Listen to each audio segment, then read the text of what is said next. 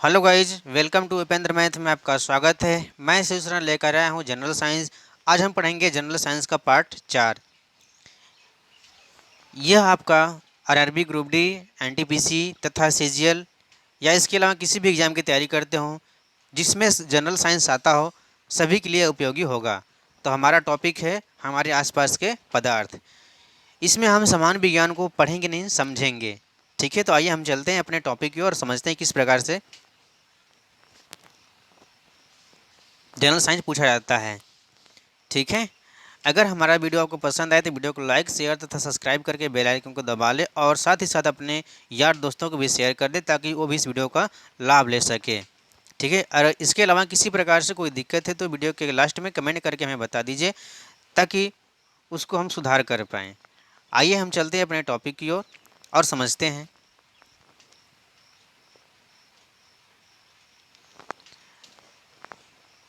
तो इससे पहले हमने पढ़ चुका है ठोस द्रव गैस के बारे में पढ़ चुका है। ठीक है, कि ठोस कैसा पदार्थ होता है, द्रव कैसी होती है और गैस की कैसी अवस्था होती है। आज हम पढ़ेंगे पदार्थ की भौतिक अवस्था को बदल दो तरीक़ों से बदल सकते हैं। ठीक है, यानी पदार्थ की भौतिक अवस्था को हम बदलेंगे।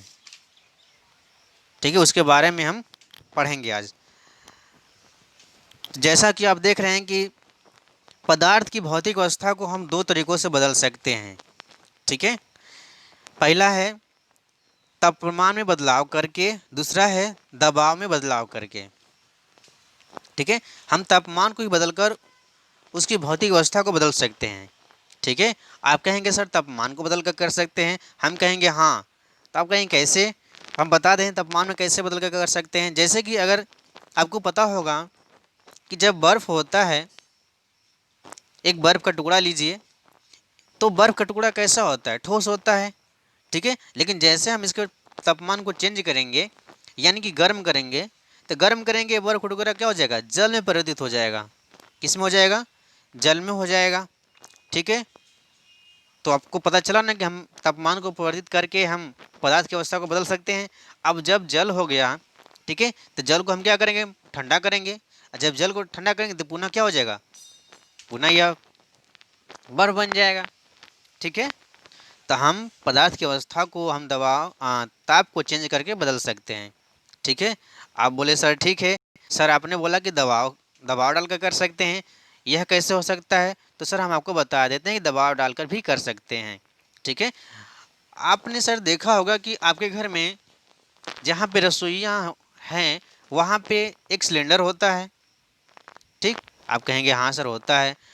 ठीक, तो सिलेंडर में क्या होती है, गैस होती है। ठीक, कौन कौन सी गैस होती है उसमें, देखिए ब्यूटेन होता है। ठीक, प्रोपेन होता है। ठीक, तो गैस होती है, तो गैस क्या होती है आपको पता है, गैस जैसे हवा वैसे गैस होती है। लेकिन आपने सिलेंडर को हिलाया होगा तो क्या होता है, उसमें द्रव होता है। हाँ, द्रव होता है।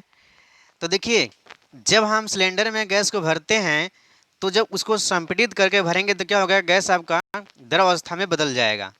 ठीक है, ठीक है, आगे हम चलते हैं। अब देखिए आगे क्या है, आगे आपका है तापमान में बदलाव का प्रभाव। देखिए तापमान में बदलाव का प्रभाव क्या है, ठोस से तरल में परिवर्तित करने के लिए क्या कहते हैं, पिघलना।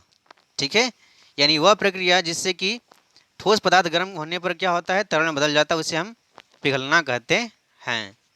आइए हम अगला देख लेते हैं। अगला है तरल से गैस में परिवर्तित कर कर। जिसे तरल है, तो तरल पदार्थ मान लीजिए आपके पास जल है। ठीक, जल है तो जल को क्या करेंगे आप, टेम्परेचर बढ़ाएंगे यानी ताप देंगे। ठीक, तो जैसे जैसे आप ताप बढ़ाएंगे और ताप बढ़ाते बढ़ाते आपने कर दिया 100 डिग्री सेंटीग्रेड बढ़ा दिया। कितना बढ़ा दिया, 100 डिग्री सेंटीग्रेड। आप बोलेंगे सर इससे क्या होगा, हम बोलेंगे सर इससे ये होगा कि 100 डिग्री सेंटीग्रेड बढ़ाएंगे तो आपका जो जल होगा यानी जो तरल होगा वह उबलना चालू हो जाएगा। ठीक, जब उबलना चालू होगा धीरे धीरे क्या होगा, यह वाष्प में बदलने लगेगा। ठीक, तो वह प्रक्रिया जिस पर कोई द्रव पदार्थ गर्म होने पर तेजी से गैस में परिवर्तित होती है उसे हम कहते हैं उबलना। ठीक, और यह जिस तापमान पर होता है उसे हम कहते हैं बॉइलिंग पॉइंट। ठीक है, आइए हम आगे चलते हैं, आगे समझ लेते हैं। देखिए, गैसों से तरल परिवर्तन, गैस से तरल परिवर्तन यहाँ पे हम समझ लेते हैं, यानी कि संघनन।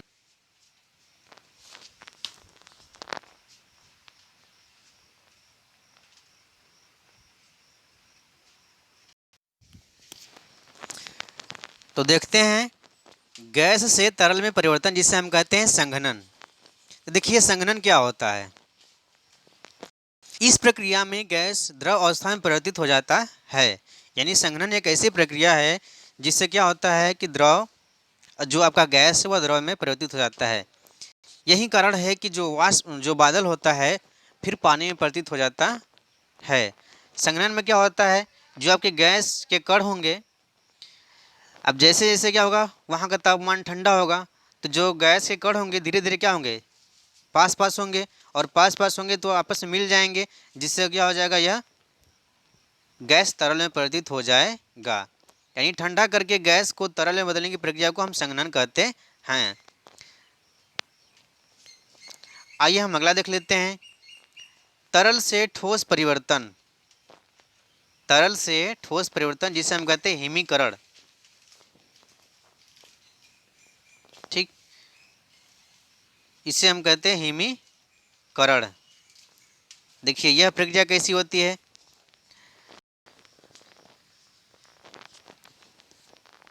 जब किसी तरल को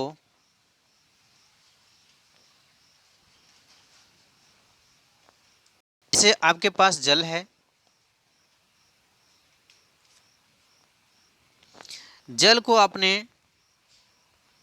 फ्रिज में रख दिया और फ्रिज रखने के बाद आपने ठंडा करना चालू कर दिया, तो जैसे जैसे तापमान इसका गिरता जाएगा और एक समय ऐसा आएगा कि आपका तापमान अगर 0 डिग्री सेंटीग्रेड हो जाएगा तो जल क्या हो जाएगा, धीरे धीरे बर्फ में परिवर्तित हो जाएगा। क्या हो जाएगा, बर्फ में परिवर्तित हो जाएगा। ठीक है, और यह बर्फ आपका कैसा होगा, यह बर्फ आपके ठोस अवस्था में होगा। ठीक, यानी तरल को जब आप ठोस में परिवर्तित करेंगे तो इसे हम कहते हैं हिमीकरण। ठीक है, आगे हम देख लेते हैं, इससे पहले और भी समझ लेते हैं। गलनांक आपने समझ लिया,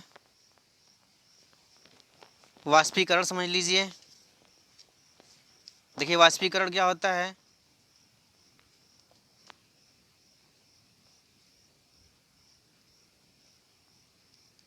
देखिए यह वह प्रक्रिया है जिसमें तरल को हम वाष्प अवस्था में बदलते हैं। ठीक है, यानी कि तरल को हम गैस अवस्था में बदलते हैं।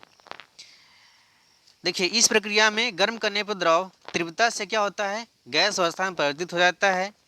ठीक, यह क्वथनांक से कम तापमान पर होता है। ठीक, जैसे कि जब आप द्रव को, अगर आपके पास जल है, जल को आप गर्म करेंगे, ठीक, तो गर्म करेंगे तो गर्म होते होते जल आपका जब उबलना चालू होगा उससे कुछ समय पहले आप देखेंगे तो उसमें से वाष्प निकलेगा। ठीक है, वह आपका गैस होगा, जल का ही गैस रहेगा, जिसे हम कहते हैं वाष्पीकरण। और जैसे जैसे तापमान और बढ़ाते जाएंगे तो क्या हो जाएगा, यही द्रव आपका उबलना चालू हो जाएगा, तो उस समय क्या होगा, तेजी से वाष्प निकलने लगेगा। ठीक है, तो जिस तापमान पे यह जल उबलना चालू हो जाता है उसे हम कहते हैं क्वथनांक। और यह जल का जो क्वथनांक होता है यह 100 यानी 100 डिग्री सेंटीग्रेड पे होता है। ठीक है, और देख लेते हैं। देखिए यह पदार्थ की अवस्था को चेंज करने का ग्राफ है। अगर आपके पास सॉलिड है यानी ठोस है, तो ठोस को जब आप गर्म करेंगे, ठीक, तो लिक्विड में बन जाएगा, और लिक्विड को जब गर्म करेंगे तो क्या हो जाएगा, गैस में परिवर्तित हो जाएगा। ठीक, और यही क्रिया पुनः विपरीत दिशा में होगी। जैसे आप क्या करेंगे, अब गैस को ठंडा करेंगे तो संघनन होकर क्या हो जाएगा, लिक्विड बन जाएगा। और लिक्विड को फिर ठंडा करेंगे तो वह जमकर क्या हो जाएगा, ठोस बन जाएगा।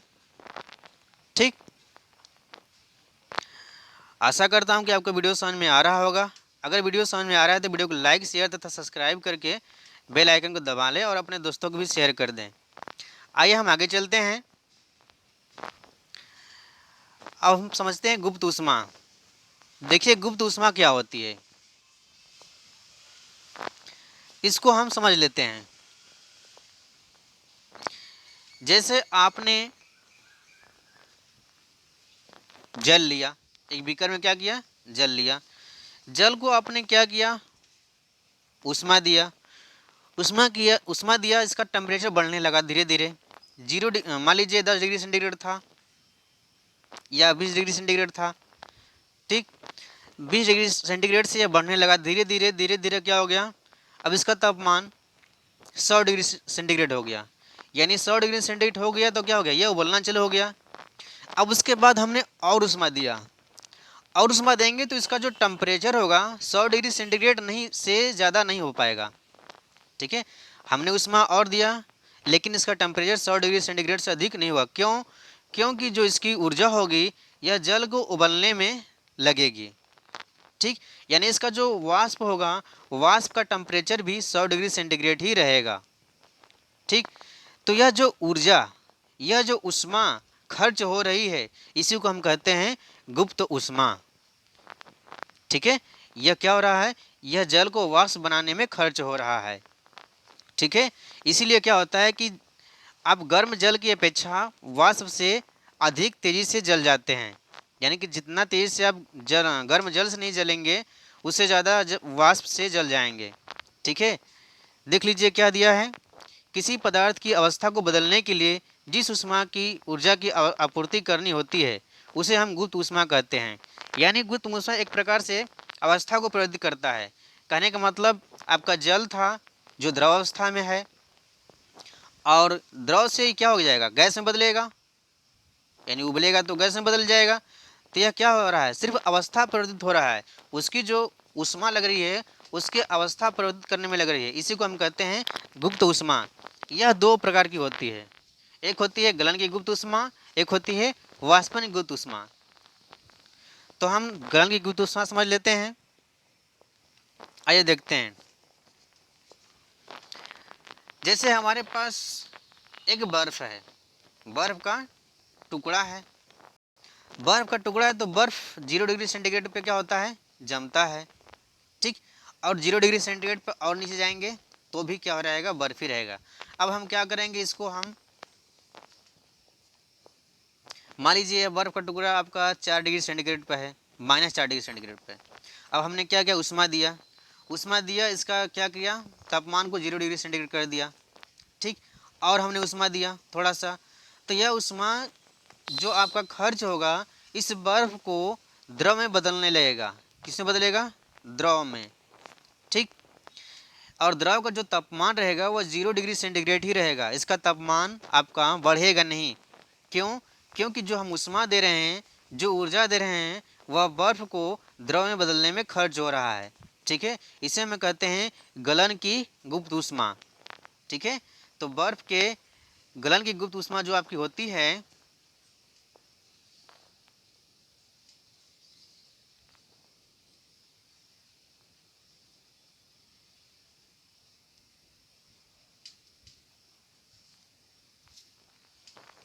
बर्फ के गलन की गुप्त ऊष्मा जो होती है 3.34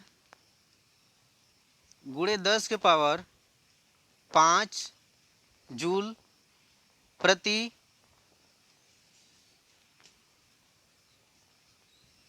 केजी होता है। ठीक, 5 जूल प्रति किलोग्राम होता है। उसी प्रकार से आपका वाष्पन का भी होता है, जो कि हमने बता दिया है। आइए हम चलते हैं आगे।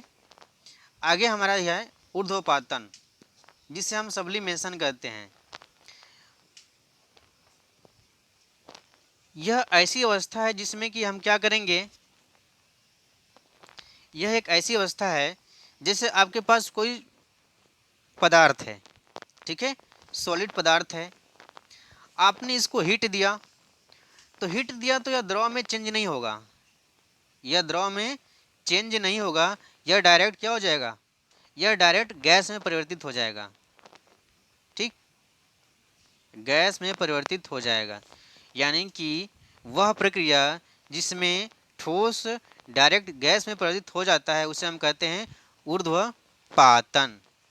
ठीक है, और हम गैस को क्या करेंगे, अब ठंडा करेंगे तो क्या हो जाएगा, सीधे ठोस में परिवर्तित हो जाएगा। ठीक है,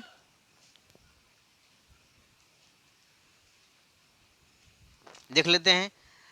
ताप बढ़ाने पर ठोस का वाष्प में परिवर्तित होना और ठंडा करने पर वाष्प का ठोस में परिवर्तित होना ऊर्ध्वपातक के रूप में जाना जाता है।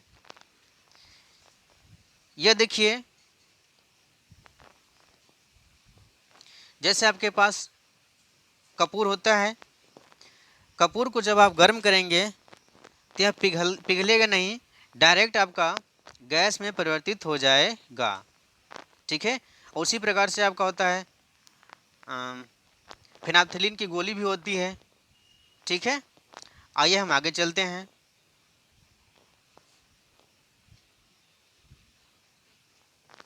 आगे देख लेते हैं दाब के प्रभाव का, यानी कि दाब के परिवर्तन का प्रभाव। दबाव और कम तापमान को लागू करके गैस को तरलीकृत किया जा सकता है। ठीक है, जो कि हमने इसको पहले बता चुका है। जैसे आपके पास कोई सिलेंडर है, सिलेंडर में अगर आप गैस को भर रहे हैं और दबाव के साथ यानी प्रेशर के साथ भर रहे हैं, प्रेशर के साथ भर रहे हैं और तापमान को आप कम कर रहे हैं, ठीक, तो वह जो आपका गैस रहेगा वह द्रव में बदल जाएगा। इसलिए हम एलपीजी को कहते हैं लिक्विफाइड पेट्रोलियम गैस, यानी कि द्रव, उसमें जो गैस होता है द्रव अवस्था में होता है। ठीक है, तो आज के लिए इतना ही।